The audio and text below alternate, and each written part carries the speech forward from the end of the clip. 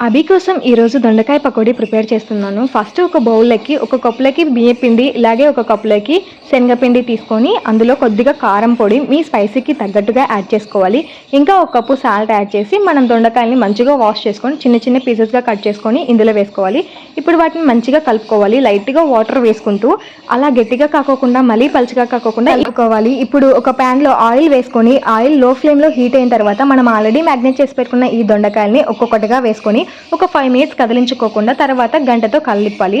First మెత్తగానే ఉంటాయి, అలా కలిపే కొద్దీ గట్టిగా అయిపోతాయి. లోపల ఉన్న దొండకాయ కూడా మంచిగా ఉడుకుతుంది మీడియం ఫ్లేమ్లో పెట్టి బాయిల్ చేస్తే గనుక. పప్పు, సాంబార్ ఇలా ఏదైనా చేసుకున్నప్పుడు సైడ్ డిష్గా చాలా బాగుంటుంది. ఫైనల్గా ఇలా మంచి గోల్డెన్ బ్రౌన్ కలర్స్ వచ్చాక తీసేయడమే, అంతే. చాలా క్రిస్పీగా ఉంటాయి అండ్ టేస్టీగా కూడా ఉంటాయి. పిల్లలకి ఈవినింగ్ టైంలో స్నాక్స్గా కూడా వీటిని ఇస్తే చాలా హ్యాపీగా ఫీల్ అవుతారు. ఇప్పుడు దొండకాయ ఫ్రై కాకుండా ఒకసారి ఇలా కూడా ట్రై చేయండి, మీకు చాలా బాగా నచ్చుతుంది. వీడియో నచ్చితే సబ్స్క్రైబ్.